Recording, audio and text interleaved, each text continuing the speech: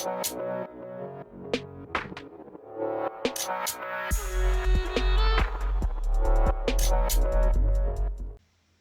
guys and welcome to the channel. This is Baby Rule, and in today's video we will be talking about the Galeshot, the next elite specialization for Ranger for the next expansion, Visions of Eternity. We have watched the live stream yesterday and seen the entirety of the kit, the skills, the traits and everything. And this video we will be talking about some of the misconceptions or different opinions. I will address everything I've seen from the community, like from other content creator, Reddit post stuff, and will give my own take on it and what I think of the Galeshot. And I want to start by saying, watching the trailer, the animation, I did not like them this much. It felt like too much lights that keep just entwining or getting connected to each other. I did not enjoy the animation, but seeing it actually in game, I feel like the trailer actually did not do justice at all. It's much more beautiful than this when you actually play it. I know this is not everyone's opinion. A lot of people really like this animation already, but I did not enjoy them as much in the trailer, but in the game it look actually much better. So let's talk about Galeshot from a full perspective, or how this class is actually designed, why those choices were made, is it good, is it bad, stuff like that. If you're interested in another video talking about theory crafting, builds, skills, the role, what's the best choices, stuff like that, I might make one, but in this one we will just talk about the design of the class in general. So the way how it works is you will always have this bow, the Cyclone Bow as it's called, as a mechanic. Simply think of it like Celestia Avatar. You have it on top of your life bar normally, and you have this mechanic. You can enter the bow and you have 8 feathers, and those feathers are used to trigger the skills from 2 to 5, but the auto attack is always with you.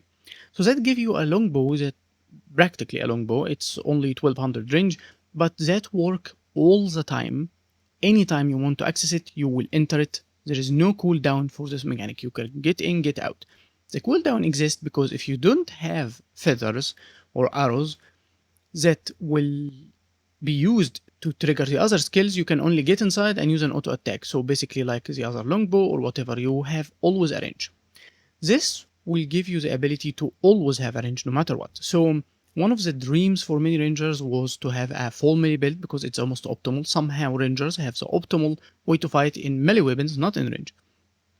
Like for even for combatives like BVB, like CC builds, for Zergs, like the Hammer Untamed and Mace, Great Sword for defense, stuff like that. So many people would actually use a full melee setup. This way you will have still a range option you can always just pull up to, even running the same old builds. Just like that, you can run the same old system, like hammer double mace or a great sword hammer or whatever, for whatever reason you run a build. Even you can run range, like you run longbow, a great sword, for like you used to do for soul beast, for example. And then you can immediately switch to a bow. Even you can run the spear, sword, warhorn, like many people do for this class, but then you would still have the bow.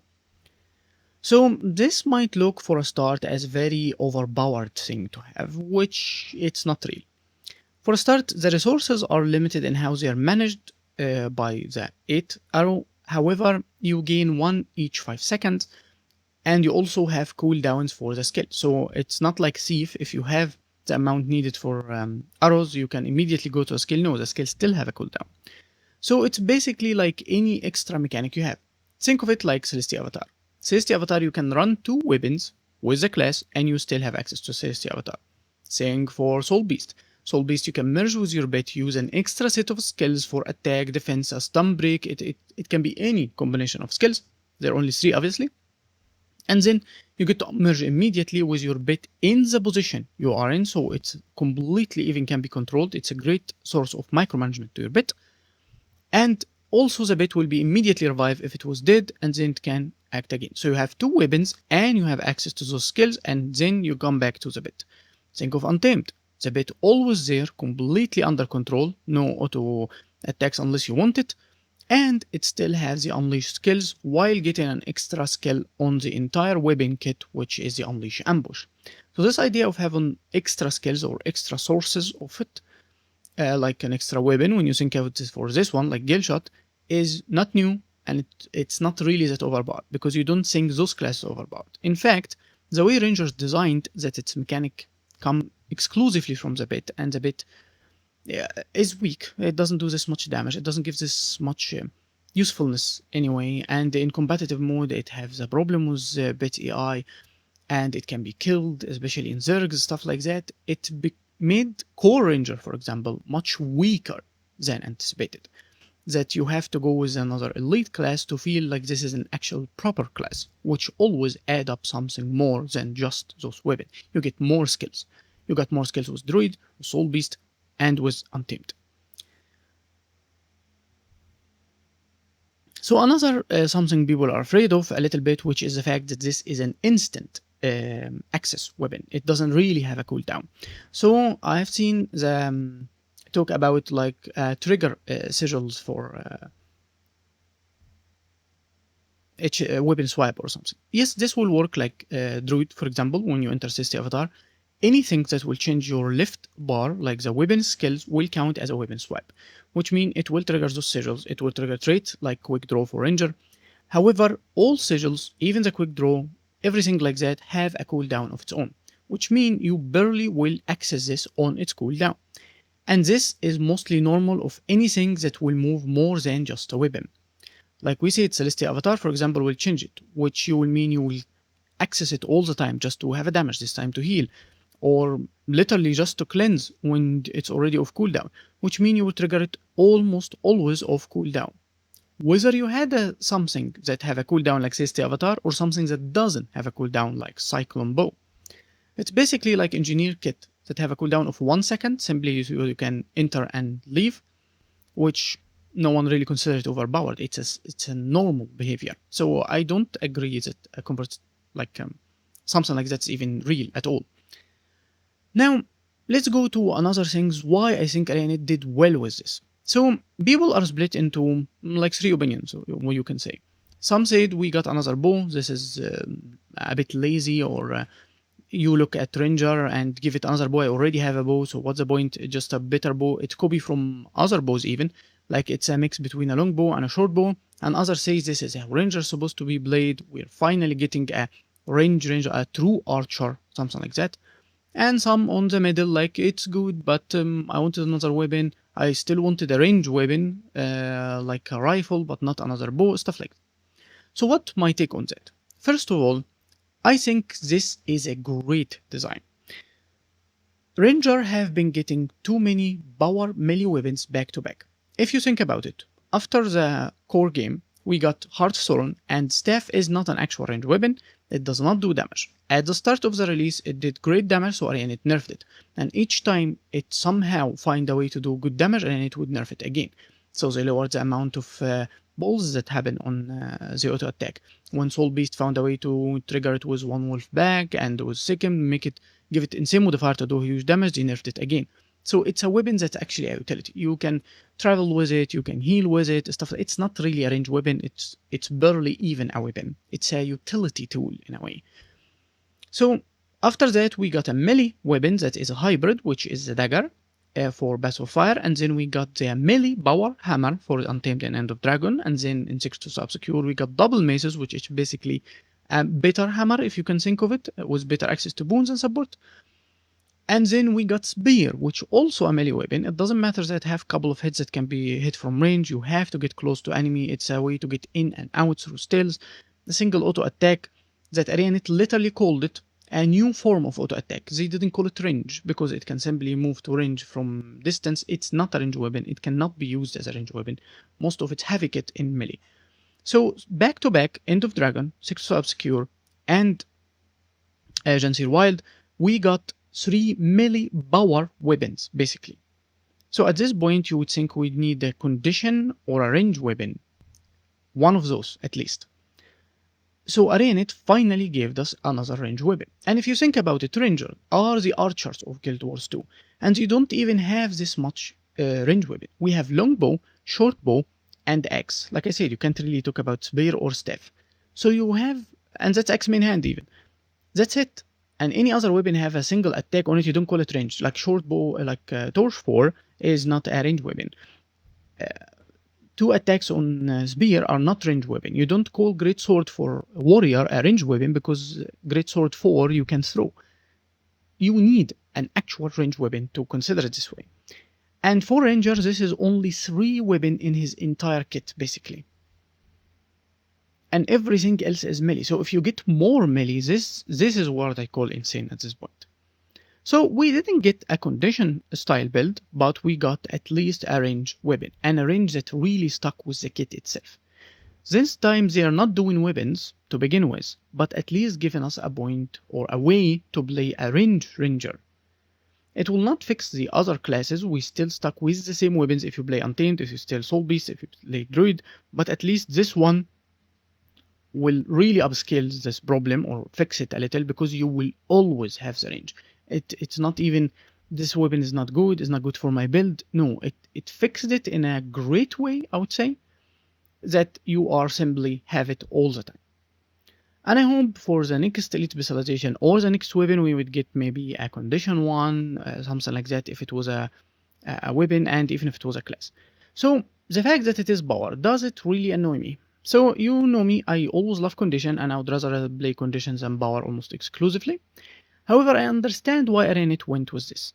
For a start, it's the theme of the archer, the really heavy strings that come with the bow. There was a problem with longbow and shortbow they're trying to fix here. Shortbow count a lot on auto attack, and Arenit tried to give it way more flavor and fix a lot of it by doing some great balance about it. So they lowered the cooldowns of many hits, which mean even like the skill 5 for the CC, the skill 4 finally do the condition through your own condition damage and duration. So they fixed a lot about it to make it really feel better. And longbow also got bumped a bit, at least in World vs. World, was given ammunition to skill 5, which is barrage. However, those weapons feel limited. They are not the greatest range weapon, even so we are supposed to be archers. For a start, if you will use longbow, you have this elusive way of getting stealth that can be reflected and stuff. You have a single CC. In combative mode, simply it doesn't do damage, and it's not really great in PvE, and only 2 skills that really do damage, which is skill 2 and skill 5. It's a weapon that cannot really be used in PvE. It's really bad when it comes to damage. It's like a gimmick, you want to hit things from far, but it's not an optimal weapon. You can never really combine it with many builds that actually make it good. This time, since this is the mechanics that Arenit selling the expansion for, the elite specialization count on a bow, then Arenit will have to be really invested in balancing to making it really good. You can't ignore it and do DPS without it. It cannot be DPS loss, it have to be big. And it make all the skill really useful. Like I said, the stealth skill, for example, on longbow have no use for PvE most of the time. The knockback is a bit pointless if your ally is trying to hit the enemy, which is just there unless it's a boss, so it's a simple defiance break. So this time, everything is good. Multiple hits on skill 2,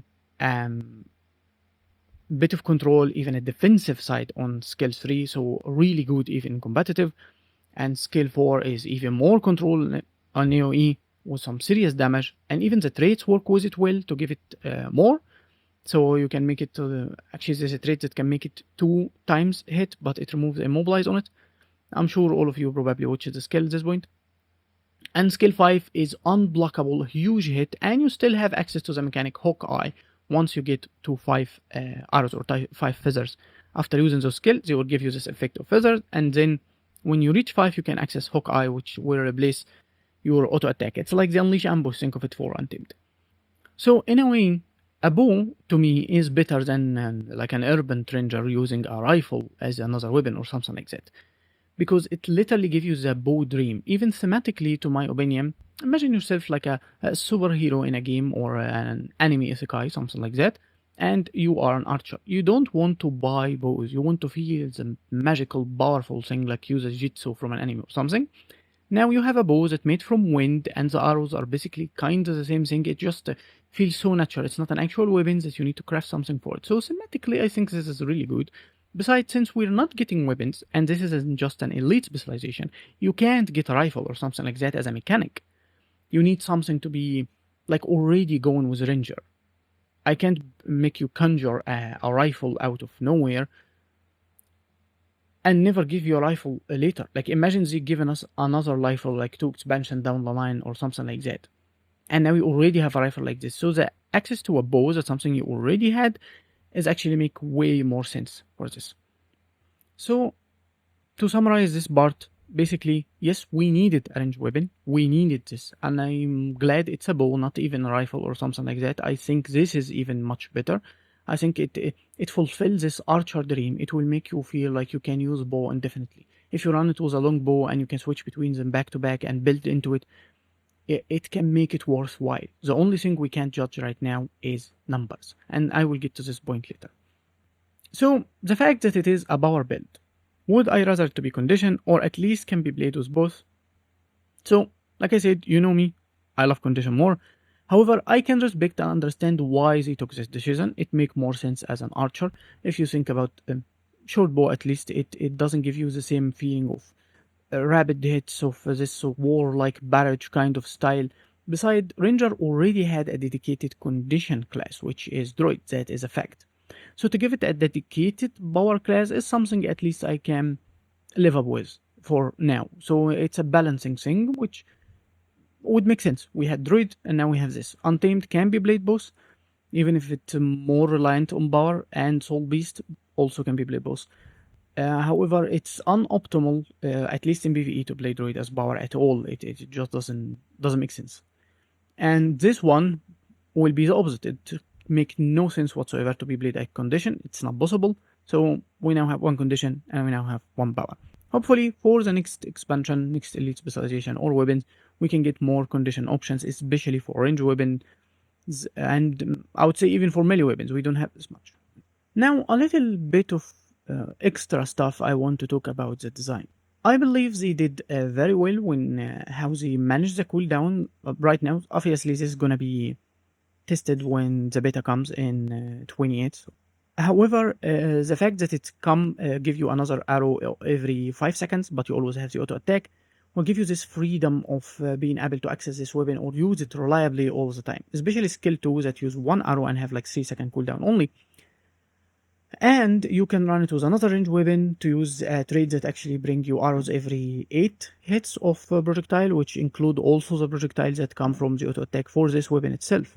So Arenit tried to make it like a really good weapon that you can rely on it, not camp it like exclusively not going to another, but also not feeling you have to hit your skills or spam them and then move on, which why they give you the second skill that on 3-second cooldown, easily accessible, so you feel a little bit of freedom how long you can stay in a weapon or how long you would leave, at least when you need to adapt, like an open world fight, when you need to survive a little bit in range and then get into melee, stuff like that.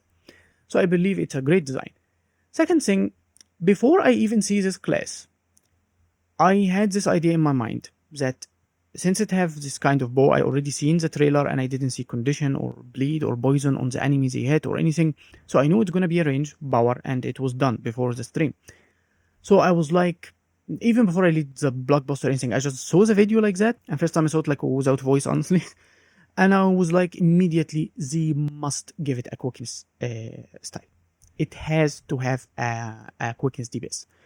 Why? Let me tell you why I thought like this and why Arenit are, in my opinion, very smart, because they actually did it. This class will compete heavily with Untamed. Untamed is like the king of Ranger right now. It's very strong, it's the best form of DPS you can play, and you can play it as quickness DPS. So to play something like Soul Beast, you want a very fast fight, that the spike can be too high, so you would choose it. I'm talking about like group content, stuff like that. Because unlike Untamed, Soul Beast kinda sucks. That's my opinion, at least.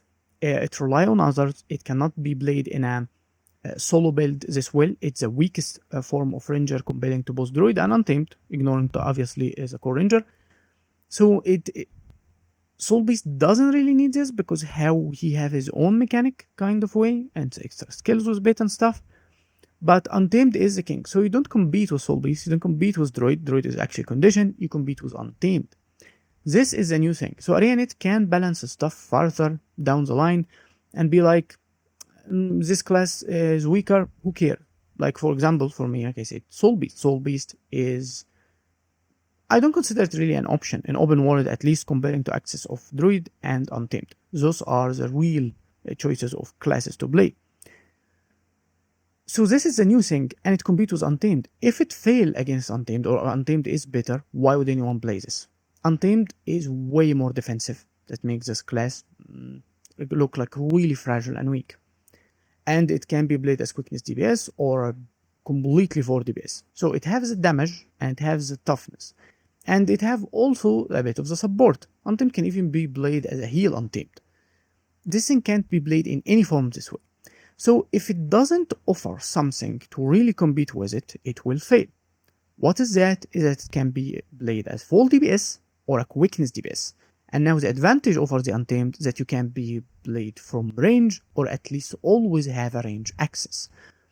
And that gives you more freedom than Untamed if you think about it. So that's why when I say it, I was like, this thing have to have a Quickness DPS build. And Arenit, in my opinion, paid attention to that same thing, and this is why they give it Quickness. Some people said, like I said, we addressed everything I found people to say about it. Why didn't give it Alacrity? I think this would have been a really bad choice. So one of the downside of playing Bow Ranger in general is how slow it feels. It's not really snappy. So you'd find Soul Beasts or second Soul Beasts running Quickness. You find most Ranger try to run Quickness, at least the bar players. Short Bow doesn't really struggle with this as much, but it's Longbow. It's always been my feeling, and why I never really enjoyed it. And even for my hybrid build for Druid, which I run sometime like for Siege, sometime for Roaming, stuff like that in World vs. World, I run Longbow and I run Quickness, Sigil, Celerity, stuff like that. And that's why Arenit gave us Quickness on Quick Draw to prepare for this fast type play if you need it, especially for competitive modes, and also to help with Longbow and other stuff, since you would use it mostly with Longbow. So giving it Quickness will help in this fast-paced style that you're trying to push, even with your utility skill giving you movement. Your movement speed is very increased, your swiftness gives you 40% from trait instead of 30% increased movement speed. You have a lot of super speed, so you want both speed in movement and in sniping. You want it to be very fast, and when it does. Even they pushed it a little bit to make one of the skills, for example, that will cast faster if you have swiftness or super speed, which means the way enemy can predict it will be through the initial animation, not through the timing of the projectile itself. So they're really focusing on this aspect. If you give it Alacrity, the cooldown becomes low, but the cooldown change will not affect the way you gain arrows. Nothing like this work. Alacrity does not affect your traits, even the trait on trigger on beast ability for bit, like the trait that will make him cold fetch, will make him give you 2 extra arrows if you bit swipe.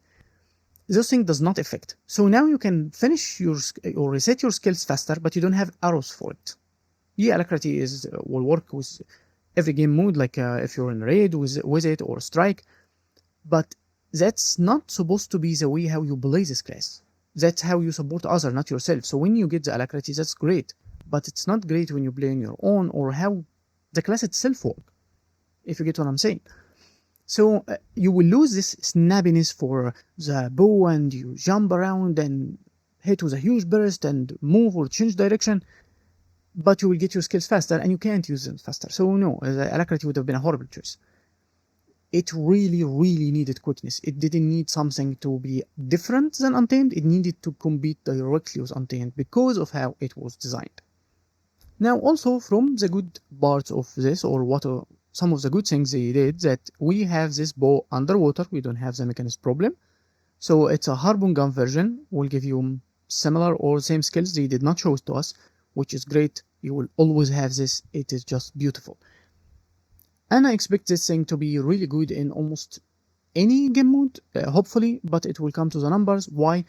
Because the skills will give you insane fluidity. There is skills for movement. Their skill will add more damage, like this one you can see, it's called the Mistral. It put a line in front of you that will trigger extra hits with chills through projectile, and I think it will work for any projectile, so even your allies will hit through it. So it's basically like another one wolf back in a way. I wonder how powerful or weak this will be. So you have so many things to use. If you want to focus on damage, there is too many skills to push you in damage. And mobility, it's great for mobility. It might be the greatest ranger for mobility when it comes to that. Too many dodges, traits will support into this, even some projectile defenses. It have a lot in its kit and how it works, probably. it probably will be the weakest ranger against condition. Like for Druid, we have the Celestial Avatar itself and how to work. We have some glyphs to help with it if you want to put it. It depends on how you run your own build. For Soul Beast, we got Burst Stance as a heal skill, which is very strong against condition. Obviously, it's almost like an immunity for it for a moment. And for Untamed, we got also that skill that will change all condition on you into a vulnerability. I can't remember its name right now, but this is the first elite that doesn't have a skill like that. It doesn't even have any skills that cleanse condition except the heal skills that have 2 condition cleanses on it, and it doesn't even have traits to help with it, so it makes to be really strong in how it evade or avoid the enemy, but its weakness is obviously condition. So that's a sad part a bit, especially for competitive. It doesn't want to be touched practically. It can cleanse from the traits embedding condition movement, like it can cleanse, immobilize, cripple, and chill with any movement skill. This is a very strong trait and have a lot of super speed also, so it's really good when it comes to that. Have too many dodges. However, if you already land those hits on them with a condition, they will really struggle with the cleanse. So you would count a lot on something like Sigils for competitive cleanse and Sigils and stuff like that. You would also run older skills like maybe Signet of Renewal, like you have to, and like even something like the Healing Trap would really not fit into every build because you would have to stay in it for the cleanse, and even bits can't be really used for that. Besides, it can't be blade condition, so like it's very limited in the way to access. It have to use the core ranger access to condition cleanses and then try to search for other ways for it. Now, for the last part, what do I mean by this will come up to numbers? It's not numbers because now it's strong, now it's weak, and it can always tweak those numbers and can rebalance them at any time. However, this class by design looks good. It works good as exactly as intended as a range ranger that can really be heavy into this, or a full melee ranger that always have range ready. Like the two sides of this equation, it works perfectly. But it has to have good enough numbers that it will work this way. If suddenly we have to go with this weapon and then it balance this and the specific builds become really strong, so they nerf some skills of the bow because the damage become too much, it become a problem. They can't nerf all other rangers, so they nerf their own range style, and they can nerf this one range style or it lose its value. So it have to have enough numbers to make it work this way. I think it's gonna leave a huge difference on it. If you nerf some other classes, like you nerfed Untamed in many things, remove the traits like Fervent Force, stuff like that, it still works because Untamed still have its own value, and its value comes from multiple things. The fact it can heal a lot, like with the lifesteal. It had traits even to support that. It's very tanky. It's the highest health that access to a ranger. The access to huge control for the bits with multiple projectile defense, always on the build. Like you can't get rid of it. This made it always work. Doesn't matter how much you tweak the numbers, less or higher. If this one is too weak or got ruined in a way, even in competitive, like Blitzthorn got ruined, it will not work completely. And you would see something even like Blitzthorn, the entire mechanic doesn't work, and now like you have a core ranger that can move a lot. So it will come a lot to numbers, and that we will be able to test in the beta about a month from now, which I will be tested extensively. I already were working a lot on theory builds, theory crafting and stuff. Like I have multiple ideas for build even in my mind. So that's it for the video. Ask any question. If I missed anything or like people have any conception about this, I would answer it in the comments. Like I want to really address everything I found people say. Obviously everyone has their own opinions. I'm not attacking anyone or anything, but some things people can say and it's kind of wrong. In this is what I think at least, so I wanted to address them and give you my own perspective on how this class work and why it's actually really good design from the outside, and why it was made and given strengths and yet given weaknesses by design. And I hope it land on a really good balance, and I'm interested in playing it at least in PvE, and I also see it to be really good to work in world versus world, especially in Zergs, because you have unblockable hits, you have projectile defenses, you have many good skills. So I'm really interested to make a half Zerg build, like a build that I actually can work with around Zergs, but not really heavy Zerg, because I'm not really a Zerger, I'm a roamer in general. But I always love to have a build that help me around Zergs and big groups, and to destroy sieges for defenses and stuff like that. So that's it for the video. Drop any questions you want in the comments. I will leave a few links, or useful links I would say, in the description. And I might even do another one talking about sphere crafting and the skills in details after this one. That's it for the video, and I'll be seeing you next time. Peace.